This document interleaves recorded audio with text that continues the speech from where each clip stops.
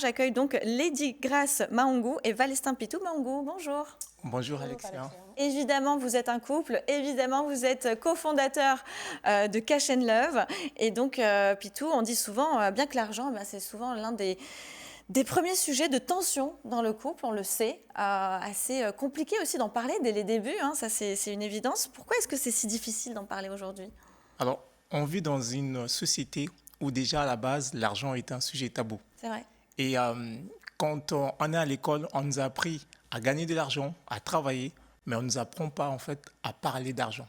Et lorsqu'on se retrouve en couple, les couples, quand ils se mettent ensemble, ils prennent le temps de préparer leur projet de vie, là où ils vont habiter, le nombre d'enfants qu'ils vont avoir, mais ils parlent très peu d'argent. Ouais. Et lorsqu'ils sont en couple, et c'est là où les problèmes commencent, les conflits commencent, les incompréhensions, les non-dits et les frustrations. Et cela a été notre cas il y a 10 ans en arrière de cela. Quand nous nous sommes mariés, on a été confrontés à des mêmes problèmes.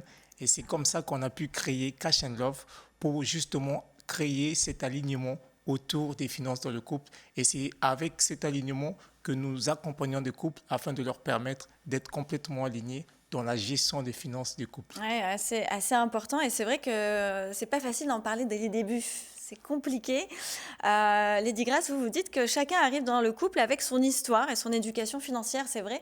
En plus, parfois même pas du même milieu social, pas même du même milieu tout court, même de cultures différentes aussi. En quoi ces héritages invisibles influencent notre manière justement de gérer, de gérer l'argent et d'en parler? Alors oui, exactement. Nous avons tous à peu près des habitudes financières avec lesquelles on vient dans un foyer. Par exemple, je donne un exemple, une personne qui a vécu le manque dans son foyer avec ses parents, et ben, en grandissant, quand elle va avoir son premier salaire, elle va avoir plutôt tendance à peut-être acheter beaucoup, à stocker. Et à l'inverse, une personne qui a grandi dans un foyer peut-être un peu plus confortable, va avoir plutôt tendance à banaliser ses dépenses et aussi dépenser de façon non mesurable, en fait, faire beaucoup de dépenses. Ça, c'est vrai que ça peut être l'une des premières tensions qu'on peut voir assez rapidement d'ailleurs et qui peut même être un objet de discorde, voire parfois de séparation, peut-être même prématurée. C'est effectivement, ça concerne beaucoup plus de couples que ce qu'on croit. Donc votre approche consiste vraiment à relier la finance et la relation.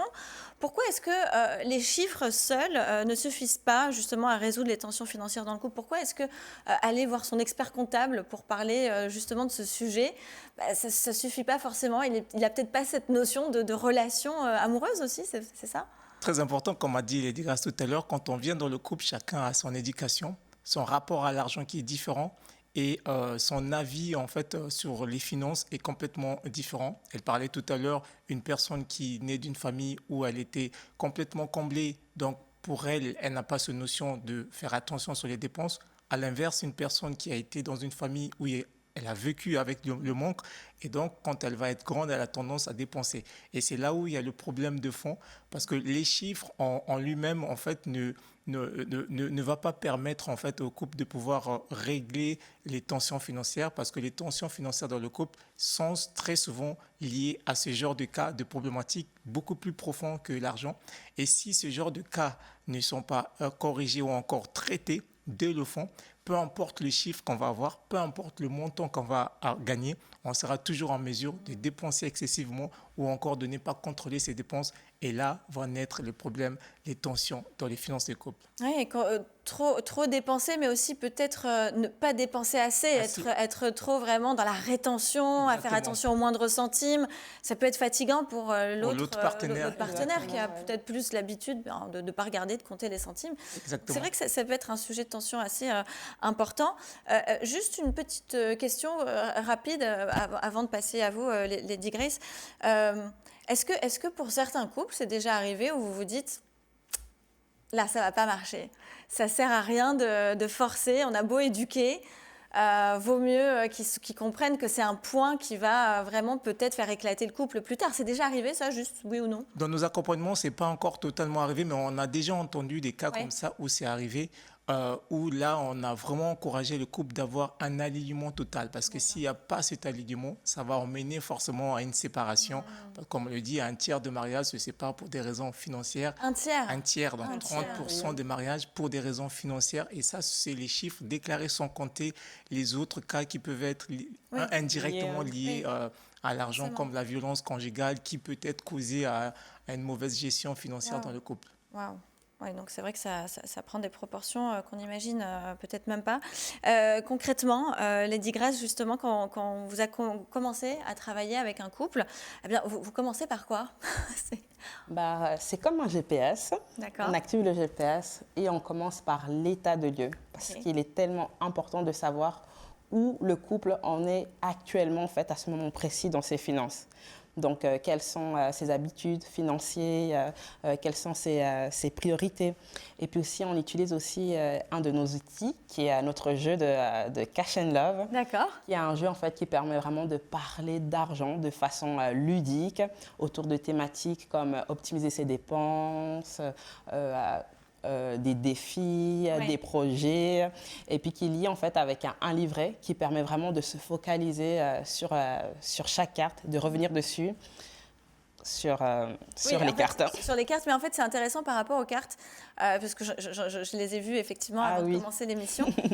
Ce qui est intéressant, c'est que en fait, vous venez un petit peu donner ce qu'on appelle le icebreaker, un petit Tout à peu du fait. sujet, et essayer de dédiaboliser peut-être ce sujet-là qu'on essaye de repousser à plus tard. Et en fait, comme vous donnez un côté ludique, on peut en parler de façon plus Plus simple, rigolote, sans sans stress et avec la bienveillance surtout. Exactement. Et vous parlez aussi de gagner plus et d'utiliser les nouvelles intelligences. Pourquoi est-ce que c'est devenu important aujourd'hui et de quoi il s'agit concrètement? Alors nous, dans notre accompagnement, on propose aussi au couple de gagner plus parce qu'aujourd'hui, le couple ne peut pas se reposer que sur le revenu du couple. Il ne peut pas se reposer que sur leur salaire. Pour deux raisons. La première raison, c'est qu'il y a l'inflation. Le niveau de vie qu'ils ont aujourd'hui ne sera pas forcément le même dans 5-10 ans. Ils vont avoir des enfants, ils vont peut-être déménager, ils vont envoyer des enfants à l'université, ça demande de l'argent.